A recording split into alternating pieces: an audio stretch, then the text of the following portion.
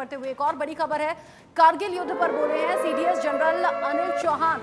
General Anil Chauhan ने बड़ा बयान दिया है कारगिल युद्ध को लेकर। उन्होंने ये बड़ी बात कही है, कहा है कि गलतियां दोहराना नहीं है, हमें कारगिल युद्ध से जरूरी सबक लेने चाहिए, जो कि जरूरी है, वक्त की जरूरत है, वही गलतियां नहीं दोहरानी चाहिए। कारगिल युद्ध का जिक्र किया और न सिर्फ जिक्र किया बल्कि सीडीएस जनरल अनिल चौहान की तरफ से ये कहा गया है कि हमें गलतियों को दोहराना नहीं बल्कि गलतियों से सबक लेने की जरूरत है। कारगिल युद्ध पर बोले हैं सीडीएस जनरल अनिल चौहान।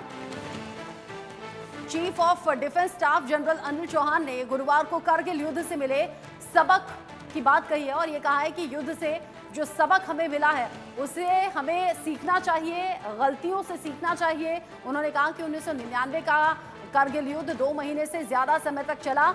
उस दौरान हमसे कई गलतियां हुई, हमने जंगलों को पेड़ समझकर नजरअंदाज कर दिया। कश्मीर घाटी में आतंकवाद एक चुनौती था जिससे निपटने में लगे सुरक्षा बल ये देखना ही भूल गए कि हिमालय में ऊंचाई पर हो क्या रहा है। सीडीएस जनरल अनिल चौहान ने कहा कि युद्ध की स्मृतियों को संजोने के अलावा इसके बाद की स्थिति को भी देखना चाहिए, युद्ध से जरूरी सबक लेना चाहिए और आगे वही गलतियां नहीं दोहराएं, इसका ख्याल भी रखें।